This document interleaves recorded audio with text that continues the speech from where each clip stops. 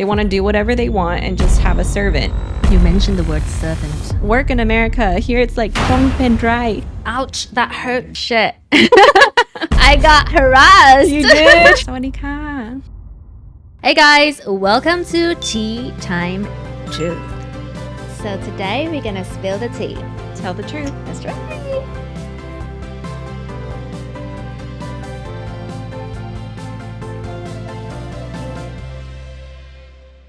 So I believe a lot of people have seen one of your viral videos where you were talking about passport bros. Would you like to tell me more about that? Sure. Passport bros are usually Western men, but men who come from wealthier countries who go to what they perceive as poorer countries to pick up a woman. They want to use their wealth basically to attract usually a much younger woman, a woman who's more vulnerable than them. And usually this is because they want a power imbalance and they don't want to have to treat a woman nicely. They just want to use their wealth to get a beautiful woman basically in a different country. So you were mentioning about they not wanting to treat women like in a good way. Yeah. What do you mean by that? Well, usually these men are the men in our countries that we don't want. We go on dates with them. They're not nice to us. They just want a woman to basically take care of them completely and do everything they want, have sex with them as much as they want, never say no. And women in our countries are like, we don't want a husband like that. He doesn't respect us. He doesn't treat us like a human being. So they go to other countries to pick up women who may not understand that's what's happening because of the language barrier and because of the power imbalance. So now that you mention it and you talked about it in the video, didn't you get any backlash from Asian women? From Asian women, actually, no. All the backlash I got was from the passport bros themselves, saying I'm jealous of Asian women, that they picked them over me. A lot of stuff like that. And how did you feel when you see those kind of comments? Oh, I knew I would get them because I've seen those type of posts on the internet before. They're like, oh, Western women are all fat and ugly and they want us to treat them like princesses and Cinderella, and they expect everything but give back nothing, and Asian women are better because they're submissive and they don't expect much and they give me sex anytime I want and they never talk back. And you can look in these online posts and that's what they say word for word. Because I talked to this guy and then he mentioned that Western women were just a little bit way too feminine. They're way too like needy. They want this, they want that, but they don't want to do anything. Yeah, that's not true at all. If you get a chance to talk to them, what would you say to them? Like right in front of their face. In general, I don't think they would talk to me at all, but I have a lot of friends. They're all different. There's women who want to be traditional wives who stay at home with their children. So if that's what they're looking for, it's available in the US. If we're a woman who works for herself but loves to cook, there's plenty of women in the US like that too. The problem is, I would say, is that they don't want to treat women nice. They want to do whatever they want and just have a servant. And that's where the issue comes. And that's why they can't find wives in the USA. You mentioned the word servant. Do you have any example of, your friend being Asian and they married this white guy and then moved in with him and they're not happy? Yeah, I have a friend. She's Thai. She's from Isan. And she married a Western man, thought he was nice. She moved in with him. He takes a consulting job. He's gone 6 days a week. She moved to the USA, doesn't speak any English, and he leaves her alone 6 days a week. Over 2 or 3 years, she gets severely depressed because she doesn't have a driver's license. She can't get one because she doesn't speak English yet. She can't leave her house because in the USA, we have suburbs, there's houses. You can't just walk to a restaurant. It's not walkable like Thailand. If you can't drive, you're stuck in your house. She's cooped up in her house all day. She doesn't have the opportunity to work. She doesn't have the opportunity to go out and make friends, and he doesn't care. He sees her fall into this depression. He sees her gain weight, and he does nothing about it because his laundry's done, his house is clean, and that's all he cares about. He doesn't care about her as a person. And I always told her, she's always like, "Mai pen dry," and I'm like, that doesn't work in America. Here it's like, "Dong pen dry." Yeah, dong pen dry. You gotta fight for yourself. Because Thai people love saying this word, "mai pen dry." It's okay. Yeah. But then again, once you move to the US, it's not the same. No, it's not at all. You can't be mai pen dry anymore. No, because mai pen dry only works if everyone's mai pen dry. But in the USA, people will take advantage of you. It's a different culture. We fight for ourselves. That's a very good point. Yeah, I think a lot of Thai women or just Asian women, even Hispanic women, because passport bros go to South America too. A lot of them don't realize if they show up to the USA and don't speak English well, they're going to be completely helpless, dependent on this man. And there's really nothing they can do for themselves without their man's help. And if he decides not to help you, like you're stuck. You're going to be in a very bad situation. Not being able to, find a job, help yourself, take care of yourself. You Can't need to even wait. leave your house. That sucks. Yeah. What message would you like to give to Asian women if they're watching this show and, deciding whether they are going to move in with the boyfriends? If you don't speak English well, don't move to that country with them because you are going to be completely dependent on them. Make sure he's a kind man. How would you know if he's a kind man? Like, how would you know that he is not this type of passport bros? I think one of the biggest red flags, you could ask him, why doesn't he like Western women? And if he's like, oh, I just like Thai culture. I like Thai women. I think they're cute. That's fine. But if he's like, oh, Western women are horrible and ugly and masculine, then he actually just hates women. Men who like genuinely respect women wouldn't say that about Western women. So that would be a good indicator if he's actually just a man who's fallen in love with a Thai woman or someone who wants a submissive housewife servant. That's a very good message for you guys to, learn or maybe get it in your head. Girl, wake up. Like a wake-up call. Yeah. So what do American people think about these people, the passport bros? I think a lot of Americans don't know they exist because a lot of Americans, I think 60% of Americans don't even have a passport. We don't travel to other countries really. We definitely don't travel to Asia in general because the ticket's so expensive. And so most people don't make it all the way out here. But when people do know about them, they think it's terrible. And the decent men that I meet in Bangkok who just genuinely fell in love with Thai women think those men are terrible. They're like, I hate seeing women treated like that. That's horrible. In general, if Americans know about it, they don't approve of it. They think it's bad. So would you consider these type of people to be losers in your country? In some other countries like the Philippines, they call them LBH, losers LBH. back home. Oh. So it's the same as passport bros. Yeah. Loser back home. Ouch, that hurts. Yeah. So why these passport bros prefer to, come to Thailand or Philippines? Basically, they like the respect they can get here without having to do anything for it. Usually, they're called LBH, losers back home, because they didn't accomplish much. Maybe they're 50 years old making $50,000, which isn't that much at the end of your life in the USA. They're not very handsome. They're not very nice. Didn't develop any personalities. Their whole life, they've been unable to get a woman, or maybe they got a divorce already because that woman got fed up of them being mean to them. And so they come here, everyone's nice to them. They're like, oh, Law Mac. You're like, oh, you're so handsome, you're rich. And they feel like they're basically a movie star over here. They feel like gods. And so they come here, they're like, this is how I should have been treated my whole life. The Western women are just terrible people. And then they want to stay here because they love it. I've seen a lot of these videos where, white men would record themselves walking in a crowded place, record the reactions of Asian women or Thai women looking at them. And they'd be like, oh my gosh, I'm the center of attention here. I don't have to do anything. Yeah. Like if your whole life you've just never been noticed by a woman and all of a sudden you come here and they're all like looking at you and wanting you, it's a big boost to the ego. Right. And how do you feel about these men who like recording themselves, record themselves walking on the streets and then, like seeing Thai women looking at them, admiring them? I guess I think it's gross. I think anyone should be treated like a god just because they're white or they're a foreigner or something like that. Do you get that feeling where like when you're here in Thailand and people would treat you better, or you would feel like you get this privilege from being white? A little bit.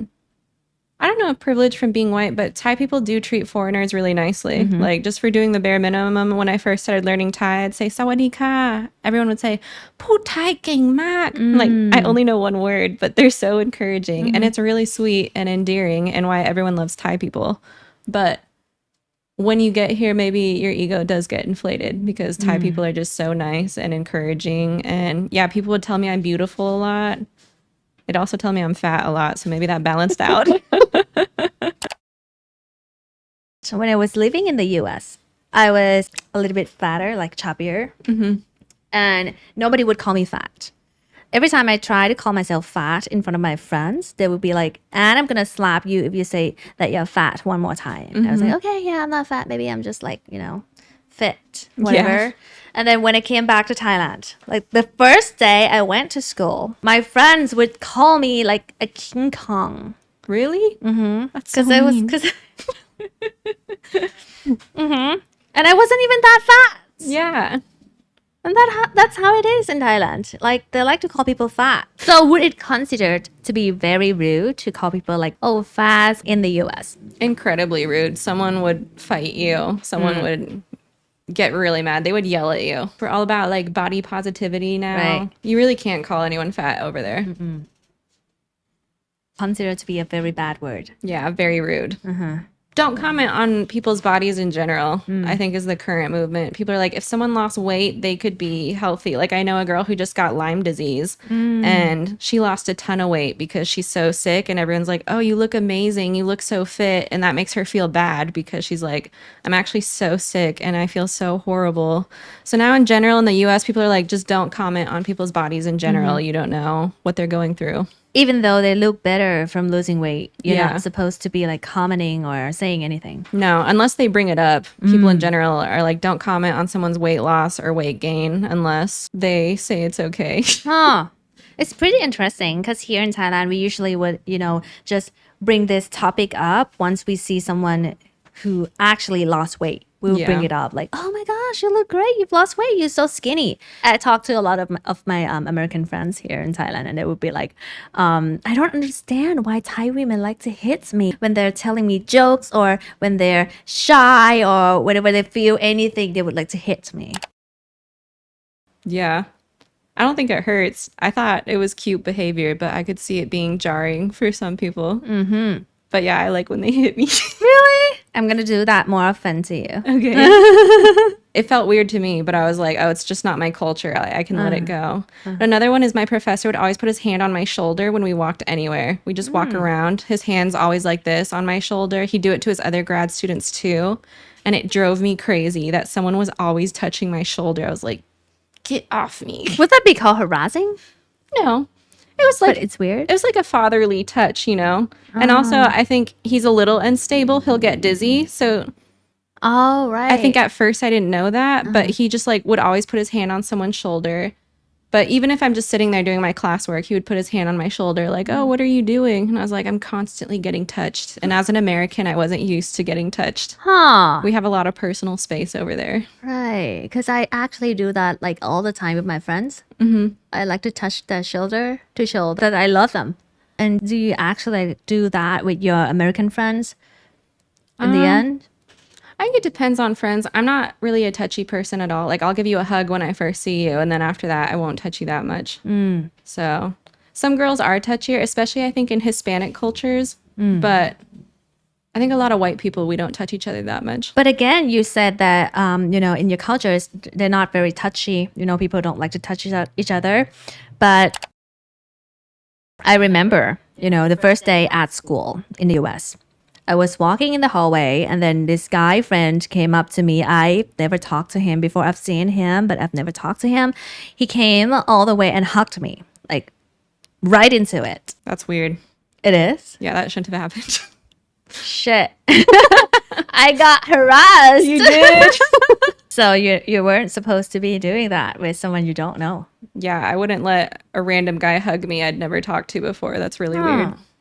So in the end, it's all, it all depends on you whether you feel okay or not to be hugged. But in general, you don't have to hug a guy in the US if you don't want to. So what's another thing from Thai culture that actually amazed you or shocked you? Culture shocks. One of them was the why. I didn't know how to greet people. I felt really nervous about it.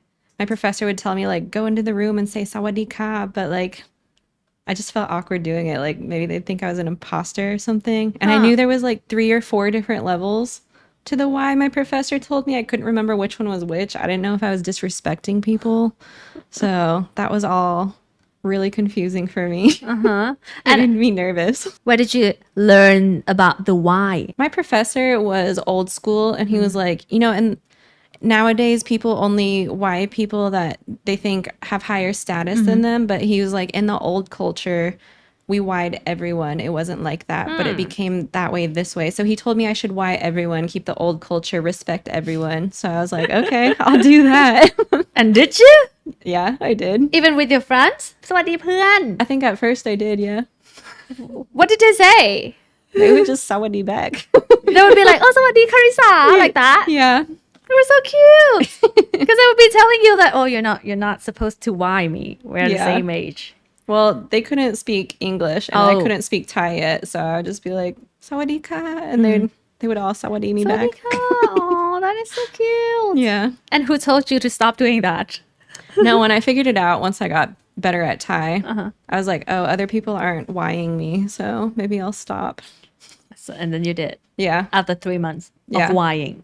Yeah. That's so cute. Show me your why. Sawadee ka. Oh, that's so cute. What about the 5 types of why that you've learned? You still remember all of them? I thought there was 4 types. 4 types? I think there's one for just like your normal everyday why. It's like at your like chest this? level. And then the second one is for like teachers or bosses. And I Teachers? think it's like your thumbs are on your chin. And then that one might not be right. And then the third one's for the monks. And it's like up here. On your nose? I think the thumbs touch your nose and then the fingers touch your forehead. And then you like bow a little bit. That's for the monk? And then I think the last one is for royalty. And it's like all the way up here or something. I don't actually know that one. So the 4 types of why. And I only know one. Do you happen to know that once someone why you and you don't why back, you know, you don't take the why, they're going to be mad at you. Oh, really? You know that?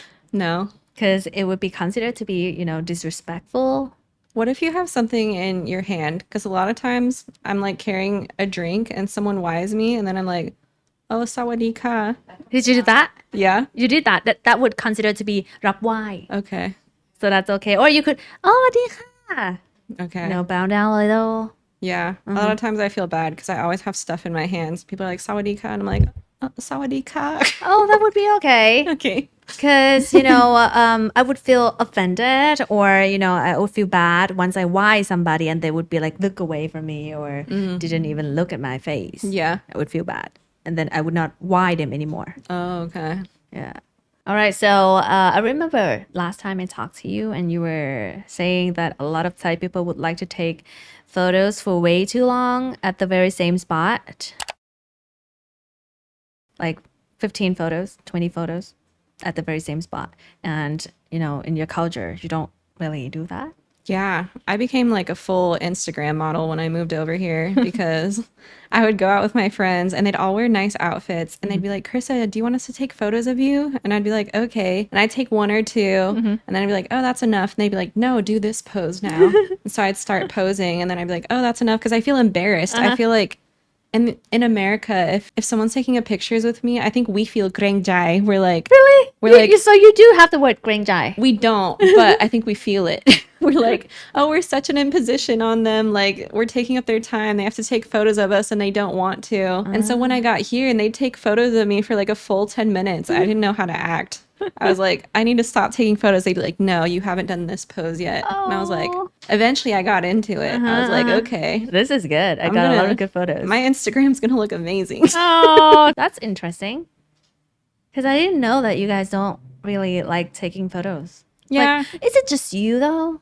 No, I think it's most Americans. You'll never see in America people the same as Thai people taking photos in like the same spot for 15 minutes. If we saw that, we'd be like, oh, they're an influencer. But your average person is not going to do that.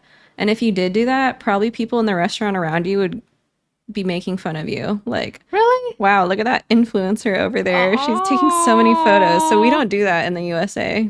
We would feel weird about it. So if I go to the US and I do that, people would look at me as a weirdo. A little bit. They'd be like, wow, she's very vain. She took like 1,000 photos. When is enough? Like kind of how people treat it over there. I thought people wouldn't be, caring about other people's business there. They won't say it to your face, but they'll probably say it to their friends. Okay, yeah, that's good to know. So that every time I go to the US, I'm not going to do that anymore. You I can do that it. a lot. It doesn't matter what they think. I mean, just live your life. Right. Exactly. Do you have any stereotype over Asian people? I think the main thing for Americans when they think of Thai people, they think of ladyboys. Right, so- exactly. But I guess I didn't think about that. I really didn't know that much about Thailand before I came. So a lot of people were like, oh, you're going to see so many ladyboys, blah, blah, blah. And I was like, okay. Okay, that's good. So But- what? And I did meet ladyboys. So I guess they were right. But But like, how come? Why the lady boys? I don't know. For some reason, that's what American men specifically, when they think of Thailand, they think of ladyboys. So every man I told I was moving to Thailand, they're like, oh, you're going to meet so many ladyboys, blah, blah, blah. And what do they talk about when they mention lady boys? Like, what's their perception about lady boys? Probably negative. I think. Really? Yeah. Like, I think a lot of how? men. Why is it negative? Not negative. It's just kind of like a running joke. They're like, oh, don't go to Thailand, get a girl. She'll turn out to be a man instead. And so, like, anytime you bring up Thailand, like, a lot of men in America will bring up ladyboys, and it's not necessarily a positive. Huh. Yeah. I think a lot of Thai women, I've seen them talk on social media about it. They're like, growing up, people would always call me a ladyboy or something because I came from Thailand. And I don't know why that's the main thing people think of when they think of Thailand, but that's what they would bring up when I told them I was moving here. So lady boys. But again, I've read a lot of comments talking in a positive way about lady boys, but that's I think might not now be it's the- changing. I think a lot of people think ladyboys are cool or whatever, but I think in the past, especially like 20 years ago, I think that was hard for Thai women living in the USA because that's just like what people talked about all the time. And they still bring it up, like a lot of men will. When I was in the US, I was telling people that I was from Thailand, and they would be like, "Oh, you mean Taiwan?" They didn't even know what Thailand is or Yeah, where that's Thailand true. is. They thought they were the same thing. And I'd be like, no, Thailand. And that was one thing I was actually worried about because Thailand is kind of famous for sex tourism. So I was like, will I be safe if I'm over there? And so I did a lot of research because I didn't want to get trafficked. I think every woman thinks about that when they travel. So I did a lot of research and it said I would be fine, that Thailand's a safe country in general. And so, yeah, I liked that I felt safe everywhere I went. We were talking about how safe Thailand is. You remember that? Would you like to tell me more about that incident where you just kind of feel like, oh, Thailand is such a safe place. People are so kind and so helpful. And you don't feel like you have to, watch your back when you're going anywhere by yourself. Yeah, I think that's one of the best parts about traveling Thailand because I just traveled to Peru and it's actually really similar to Thailand, but there, every time we stopped at a stoplight, you have to roll the windows up because people will just walk by and snatch your phone out of your hand and steal it. Or like every time I was in public, they'd be like, put your phone away. People will snatch it out of your hands and run away. Like, I don't like having to feel like I'm on guard. And in Thailand, it really isn't like petty theft and crime like that. It's like you feel safe walking around with your possessions. You don't feel like someone's going to rob you. I like being able to travel and not being on guard all the time. So I love that. And then also, yeah, just anytime I had a problem, Thai people were there to help me out. I'd be like, I don't know where I'm going. They'd give me a lift on their scooter. I just always knew that if Thai people were around, You'll be safe. I'd be safe. I'd be fine. You'll be helped. Yeah. They're just so helpful and sweet. So I loved that about Thailand. I love how people could be so helpful even though they don't know you. Yeah. They're Even the ones who strangers. did know me, like my professor, He contracted the grad students because I didn't know how to ride the vans. And I was like, is there something online that I can look at, like a bus schedule? And he's like, no, this is Thailand. There's nothing. So he's like, I'll have someone escort you. I had to make like 3 van transfers. And he had someone escort me like a 2-hour van ride every time until I knew how to do it myself to get to Bangkok. And the USA were so busy. Like no one would ever escort me 2 hours there and 2 hours back just to help me out. And I was like, wow, Thai people are so helpful and nice. They see I'm helpless and they'll do anything for me. And I really loved that. And that's why you come to Thailand super often. Yeah. So like, what's your most favorite food?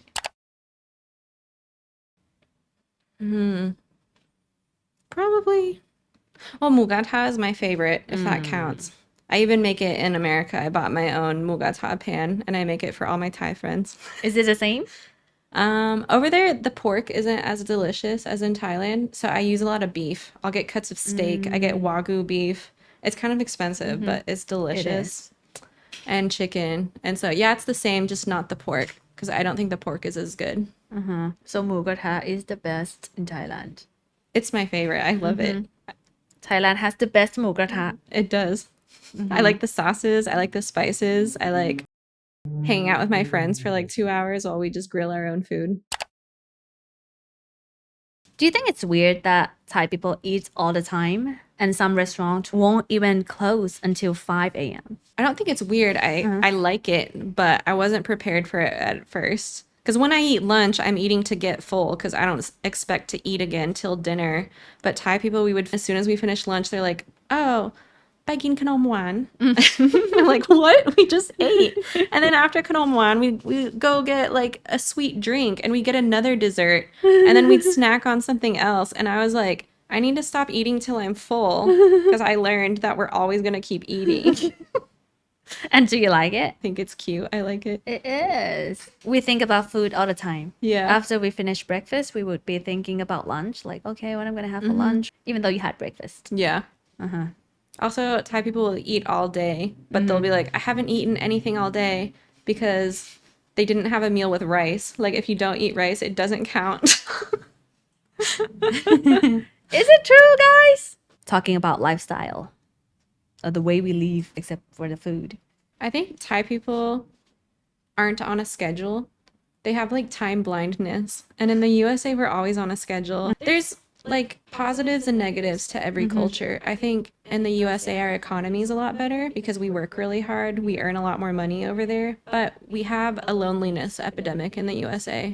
And a lot of people in the USA don't really have friends. They're not close to their family because we're just working all the time. And so I think it's like 2 extremes. Like one, maybe not enough work, but really good community. And then one, too much work, no community. It'd be nice to meet somewhere in the middle. Yeah. The education systems are just so different. Like we study really hard. We do study a lot. But again, our education system is still a lot lower. Yeah. Compared to your country.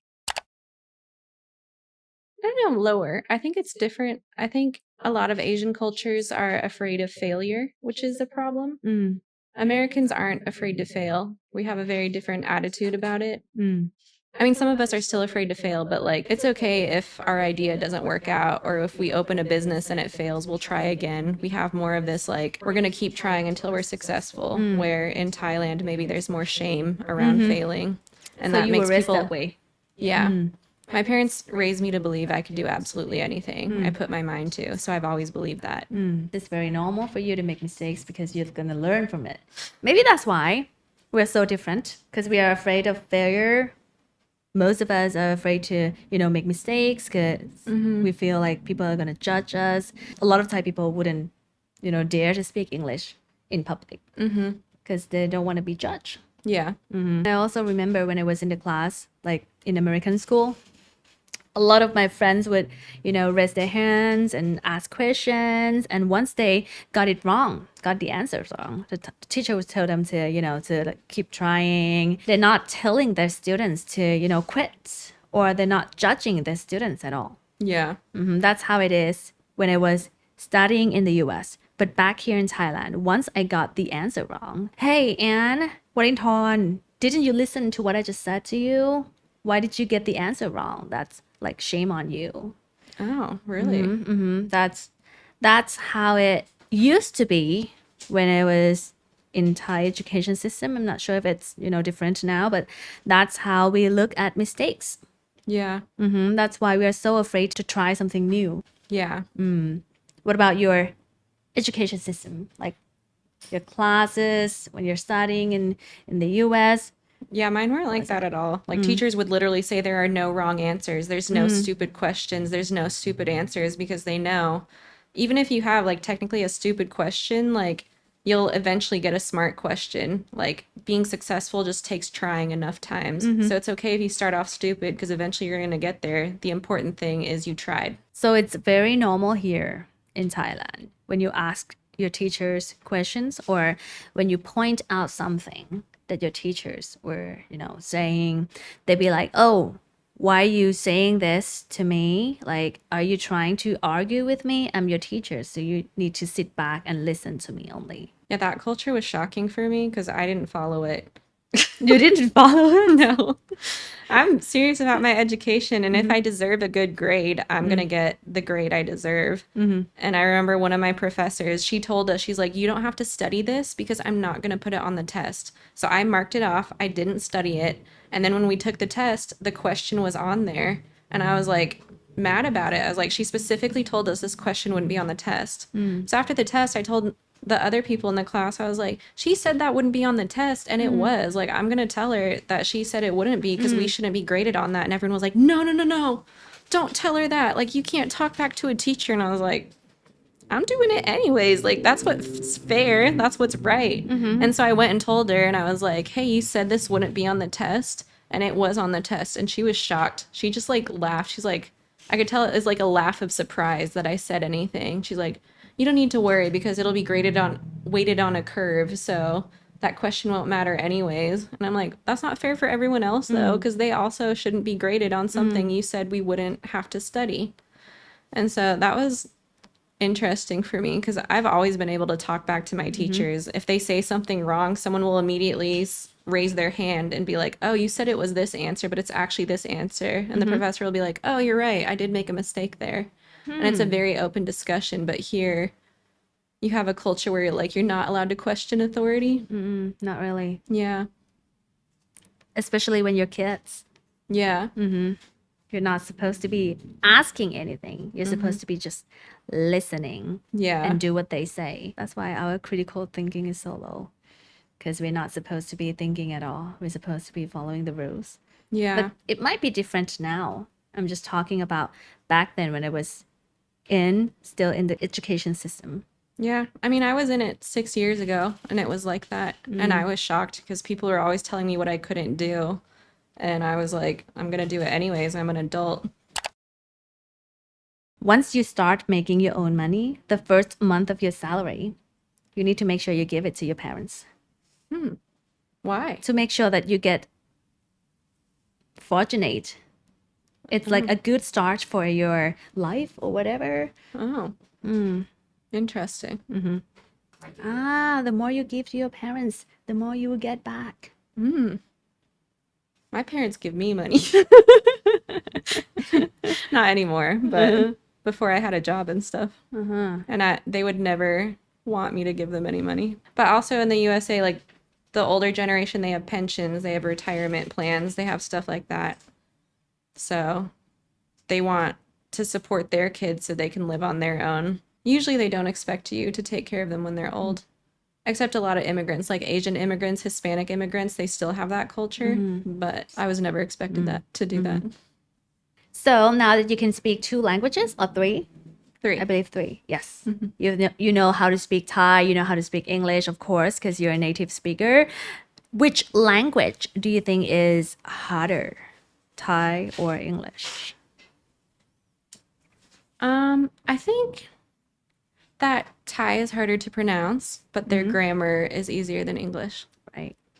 I was thinking the same thing. Really?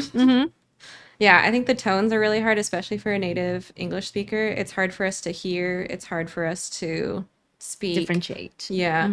But the grammar in English is difficult. Like, I bought is. that, I buy buy it. Like, that. all these verbs change all the time. I think that's really hard to learn. It is, yeah. What's the hardest part when you were learning Thai? Probably the tones and also the different lengths of vowels. Like, because, cow is to enter, but cow is rice. It was really hard to hear that. I don't think I could hear it for several months. Oh, It's like such a small difference. right. Yeah. But again, I think you could tell from the context. Can you tell what word I'm about to say? Mai. Do you know what it is? New? Mai. No. Mai. It's the question one again. No, it's a long vowel sound. Oh, I don't know if I know that word yet. Mai. Would. Would. Yeah. Mai. My. Not mai. Mai is a question, but mai is a word. Now I'm realizing that Thai is so hard. Yeah. Even still, like if you speak a sentence to me, it's easy for me to know what you're saying based on context. But if you do like the individual word, that's a lot harder. So tell me about some Thai expression that you feel like it's very interesting or feel amazed by those sounds. Yeah, I think the different sounds are so cool. Like every language has different sounds they use to communicate. I remember when I talked to my professor, I said, and he's like, what does that mean? And I was like, it means yes. And he was like, how would you say no? Is it And I was like, no, it would be mm-mm.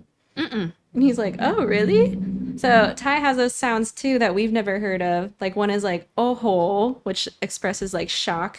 It's like, Oh, yeah, I like that one a lot. Ow. ow, ow, ow, ow, or ow, Yeah, if you like drop something, ow. ow, ow. Is it ow, ow? In a kind of like surprise way. Ow. Yeah. Sometimes, I don't know, I hang out with my Thai friend, she'll forget something. She's like, ow, I left my thing at the house. Ui, you mean ui? Also, ui. I don't think we say ow. Yeah, you do. Ow. Ow is like when you're surprised or shocked by Yeah. something. Ow.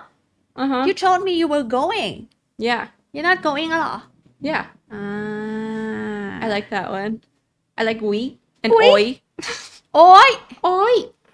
Okay. Now that we're talking about language, how do you feel when you see Thai people trying to speak English but they're making mistakes? I think it's great. I always try to encourage them.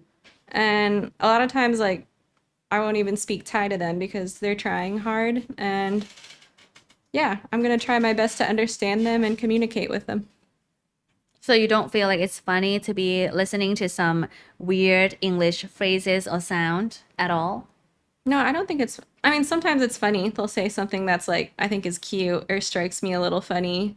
Like one elephant tour guide I had kept calling it elephant ass instead of his butt because I think he probably just Google translated it and he'd be like, stay away from the elephant ass. And we'd be like, okay. And that was funny, but we thought it was cute. Because he was supposed to say the word but because Yeah. it's a lot more polite. Yeah.